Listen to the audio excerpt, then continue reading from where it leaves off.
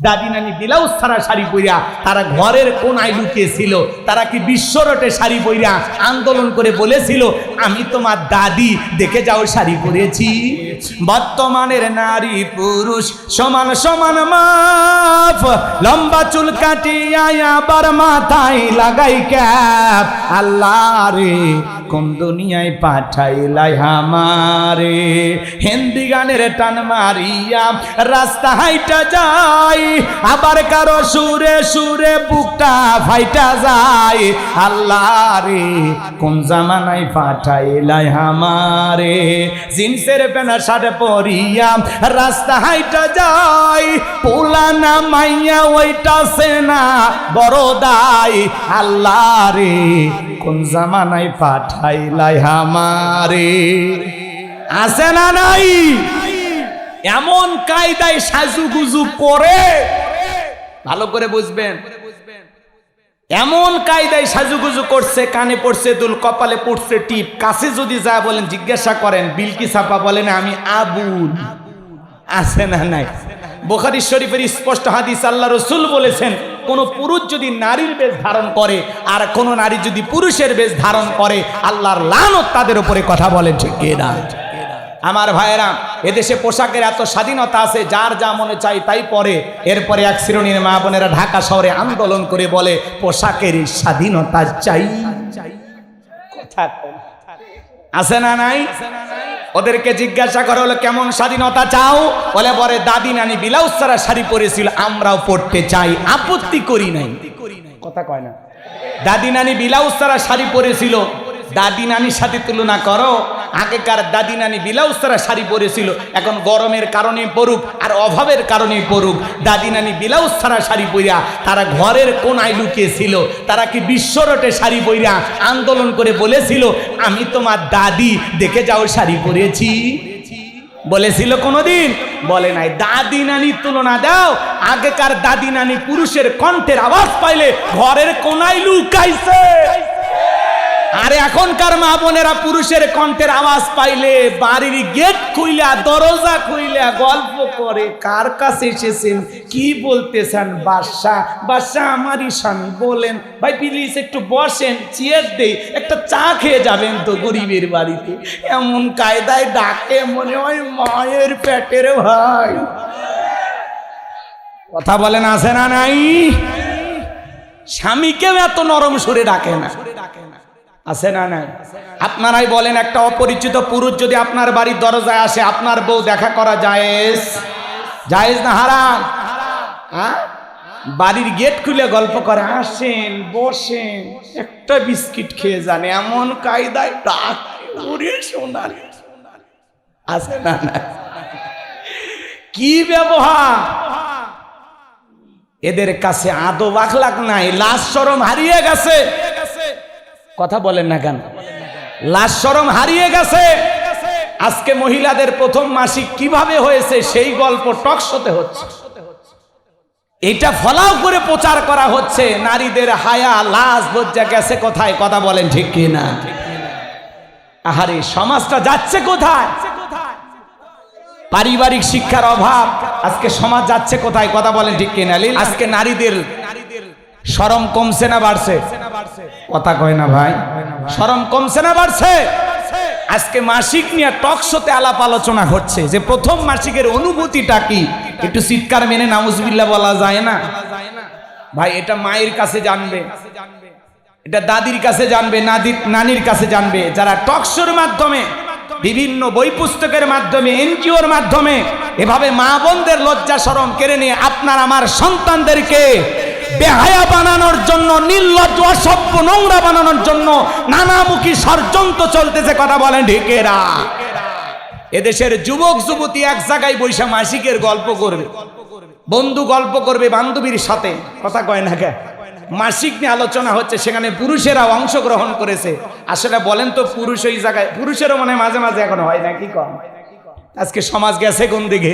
এগুলো চলতেছে বাজান কো আমার। আল্লাহ যেন এই জাতির মানুষকে হেদায়েত দান করেন। একটু জোরে বলেন আমিন। ওরা পোশাকের স্বাধীনতার নামে আন্দোলন করলো। দাদি নানির মতো ব্লাউজ ছাড়া শাড়ি পরতে চাই। আমার ভাইয়েরা, দাদি নানি ব্লাউজ ছাড়া শাড়ি পরে পুরো দেহটা কি কায়দায় ঢেকেছিল দেখার কোনো উপায় নাই। আর ওই বোনেরা ব্লাউজ ছাড়া শাড়ি পরে পিঠটা এমন কায়দায় ফাঁকা রাখছে, মনে হয় আর্জেন্টিনা ব্রাজিলের ফুটবল ম্যাচ হবে। কথা বলে ঠিক কিনা?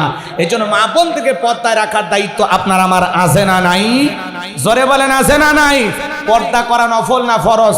অকরনা ফি বুয়ুতিকুন্না ওয়ালা তাবাররাজনা তাবাররুজাল জাহিলিয়াতিল উলা। নারীরা তোমরা ঘরের ভিতর অবস্থান করো, খবরদার জাহিলিয়াতের যুগের মেয়েদের মতো নোংরা অশ্লীল পোশাক পরে নিজেকে প্রদর্শন করো না। কথা বলে ঠিক কিনা? আজকে নারীরা দেখাইতে পাইলেই খুশি, এরকম আছে না নাই? কিন্তু মনে রাখবেন, কোন সম্ভ্রান্ত ভদ্র ফ্যামিলির মেয়ে বোরকা ছাড়া বাহিরে যেতে পারে না। কথা বলেন ঠিক কিনা? এই জন্য যে মহিলা ঢিলা ঢালা বোরকা পরে হাত মোজা পা মোজা পইরা রাস্তাতে হেঁটে যায়, মনের অজান্তে শ্রদ্ধা সম্মানে মাথাটা নত হয়ে আসে। কথা বলেন ঠিক কিনা? পর্দা হলো প্রত্যেকটা নারীর অহংকার। হেজাব, পর্দা নারীকে সিকিউরিটি দেবে, নিরাপত্তা দেবে। পর্দাশীল নারীর উপরে আল্লাহর রহমত নাজিল হবে। যে নারী পর্দা করবে, নামাজ পড়বে, কোরআন তেলাওয়াত করবে, তার পেট থেকে নামাজি সন্তান দুনিয়াতে আসবে। কথা বলেন ঠিক কিনা? এই জন্য মা বোনদেরকে পর্দায় রাখবেন তো ইনশাআল্লাহ। আল্লাহ কবুল করুন। জোরে বলুন আমিন। আরেকটু জোরে বলুন আমিন।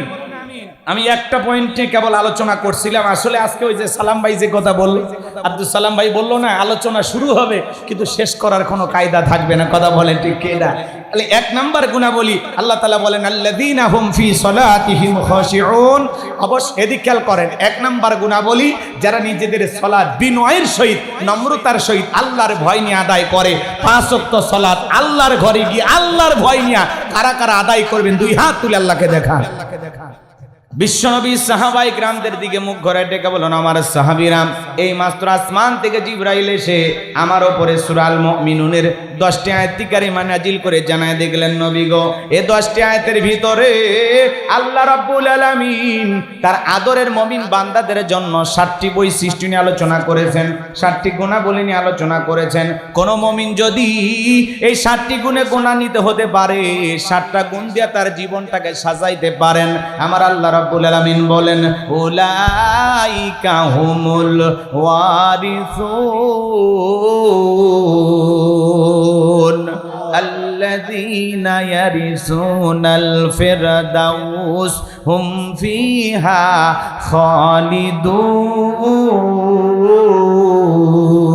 খালিদুন। আমার আল্লাহ রাব্বুল আলামিন বলেন, তারাই উত্তরাধিকারী হবেন জান্নাতুল ফিরদাউসের, সেখানে তারা চিরকাল বসবাস করবেন। আমার আল্লাহ কোনোদিন তাদেরকে জান্নাত থেকে বের করে দেবেন না। চিৎকার মেরে বলুন সুবহানাল্লাহ। আপনার আমার টার্গেট জান্নাত না জাহান্নাম? কারা কারা জান্নাতে যেতে চান? 2টা হাত তুলে আমার আল্লাহকে একবার দেখান। আল্লাহ পাক আমাদের সবাইকে জান্নাতুল ফিরদাউসের ওয়ারিস হিসেবে কবুল করুন। জোরে বলুন আমিন। জান্নাতে যেতে হলে কয়টা গুণাবলী? 7টি। জোরে বলেন কয়টি? 7টা আঙ্গুল দেখান তো বাজান, দেখি তো সবাই আঙ্গুল দেখান। এই যুবকেরা, যুবকদের অবস্থা যা দেখতেছি, বাপরে বাপ। যুবক তোমরা বলো তো বাবা, কয়টা গুণাবলী? লিল্লাহে তাকবীর। হাত নামান। এই 7টি গুণাবলী কি কি আমি বলবো, একটু অপেক্ষা করেন, অল্প সময়ের মধ্যে শেষ করে দেব ইনশাআল্লাহ। যুবক যারা আসছো নিরাশ হয় না, তোমরাও যুবক, আমিও যুবক। দেশের অবস্থা করুন, বক্তার দরকার তরুণ। কথা বলেন ঠিক কিনা? মুরব্বী হলে সুবহানাল্লাহর বাইরে যাবে না, যুবক হলে তা 2-1 রিস্ক নেবে। কথা বলেন ঠিক কিনা? ফ্রান্সের পার্লামেন্টে বৈশা ফিলিস্তিনের পতাকা উঁচু করে তুলে ধরেছেন একজন, আল্লাহু আকবার বলেন। এইটা নিয়ে ফ্রান্সের পার্লামেন্টের সকল সদস্য খেপে গেছে, আবার কেউ কেউ বাহবা দিতেছেন। আল্লাহর সেই গোলাম ফ্রান্সের পার্লামেন্টে বৈশা যখন পতাকা উঁচু করে তুলে ধরেছে, তখন কিছু কিছু আছে না 5-6টা গোলাম, ওরা তখন এই পার্লামেন্টের এই ব্যক্তিকে তারা শাস্তি দিয়েছে। তারপরে আল্লাহর বান্দা হাসি যে আমি একটা নীরব প্রতিবাদ করেছি, তামাম পৃথিবীর মানুষকে জানান দিতে চাই, ফ্রান্স যেই ইসরায়েলি ইহুদি জালেমদেরকে সমর্থন দিয়েছে, আমরা তার ঘোর বিরোধিতা করলাম। আমরা বলতে চাই, আমরা হাজারো নির্যাতন, অসহায় মাজলুম মুসলমানদের পক্ষে আছি। বলেন আল্লাহু আকবার। আরো জোরে বলেন আল্লাহু আকবার। পৃথিবীর অনেকগুলো রাষ্ট্র ফিলিস্তিনিকে স্বাধীন হিসেবে স্বীকৃতি দিচ্ছে, আলহামদুলিল্লাহ বলেন। অচিরেই আমরা বিশ্বাস করি আজ হোক কাল হোক ফিলিস্তিনি মুসলমানেরা স্বাধীন হবে, কথা বলেন ঠিক কিনা?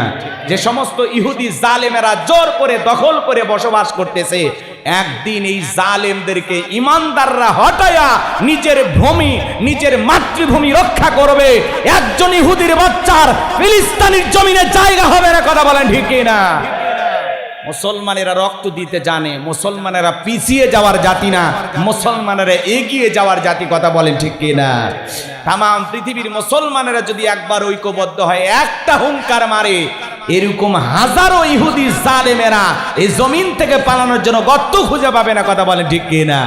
কিন্তু হাজারো মুসলমান ব্যস্ত, মুসলমান আছে নামধারী, কথা বলেন না কেন? নবীর দেশ কোন দেশ?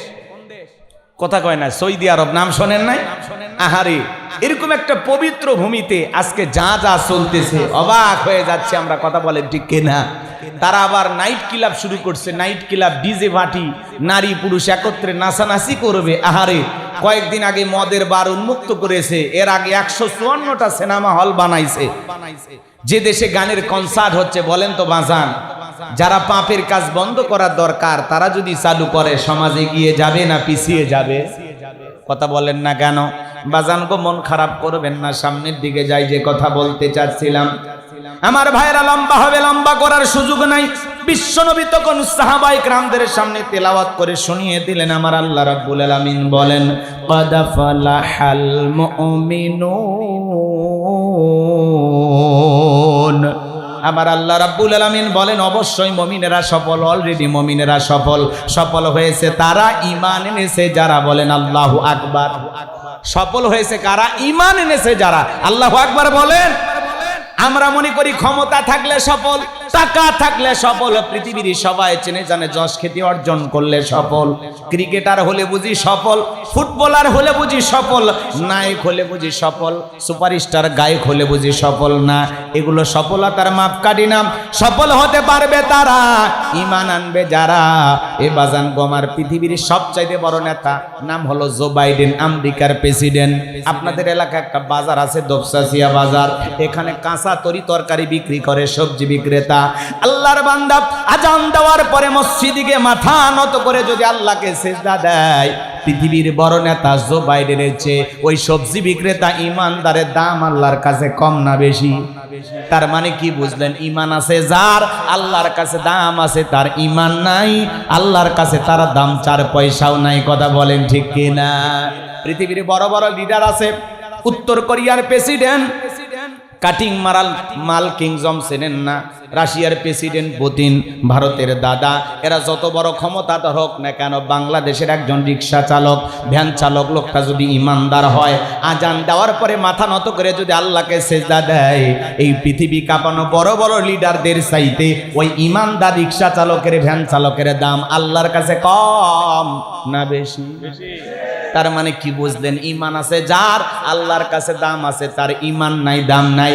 ওই বেঈমানেরা ক্ষমতার মাতবাড়িতে, টাকা পয়সার অহংকারে দুনিয়াতে লড়াই করতে পারে, ঈমানদারদের উপরে নির্যাতন জুলুম করতে পারে, কিন্তু মরার পরে একজন বেঈমানের দাম নাই।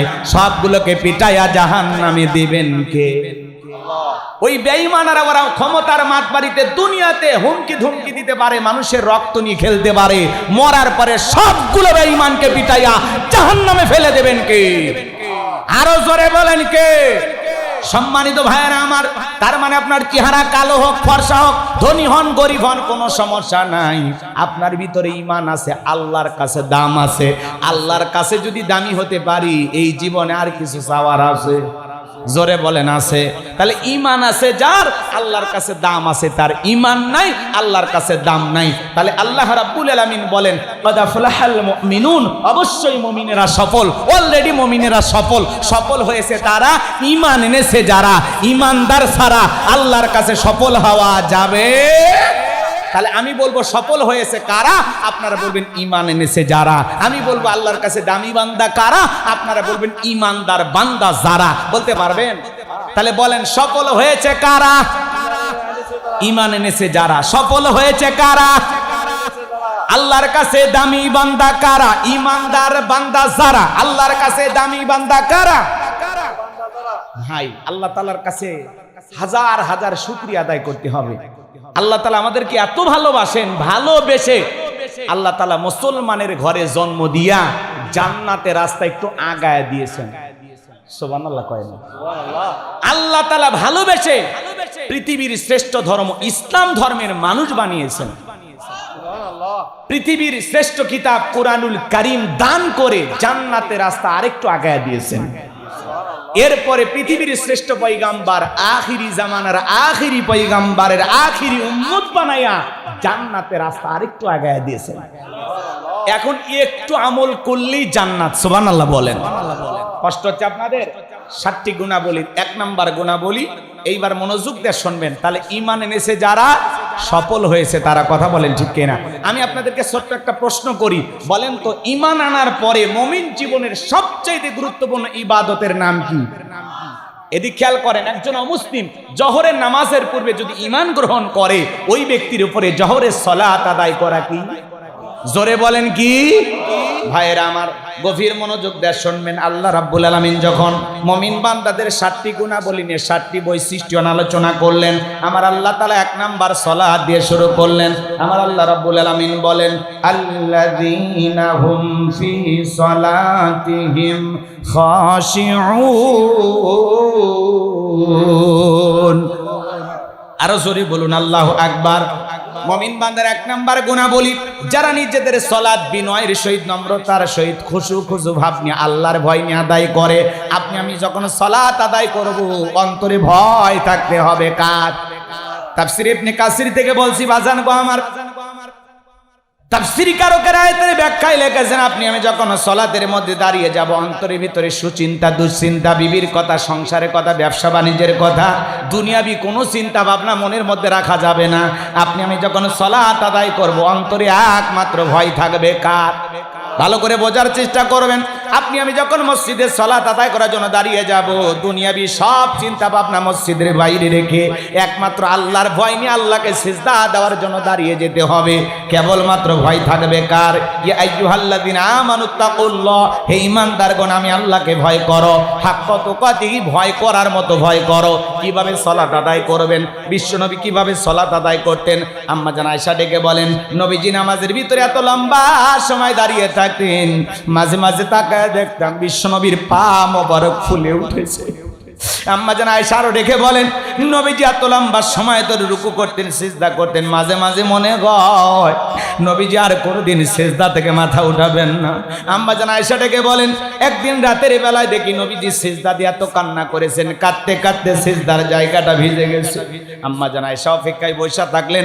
নবীজি যখন সিজদা থেকে মাথা উঠাইলেন, আম্মা জান আয়েশা জিজ্ঞাসা করেন, নবী গো এত কান্না কেন করেছেন? কি হয়েছে আপনার? বিশ্ব নবী ডেকে বলে, আয়েশা আমি তো আমার জন্য কাঁদি না, আমি কাঁদি আমার গুনাহগার উম্মতের জন্য।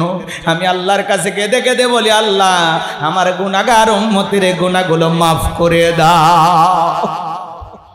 বিশ্ব নবী যদি আপনার আমার গুনাহ মাফের আশায় সিজদা দিয়ে আল্লাহর কাছে কান্না করেন, আপনার আমার কান্না করার দরকার আছে না নাই? নিজেদেরকে ওই জাহান্নামের আগুন থেকে বাঁচার জন্য কান্না করার দরকার আছে না নাই? তাহলে সিজদা দিতে হবে কার কাছে? আরো জোরে বলেন। 5 ওয়াক্ত সালাত, এইটা তো ডিউটি, এটা তো আদায় করা লাগবে। পাশাপাশি রাত্রি জাগরণ করে সিজদা দেব কাকে?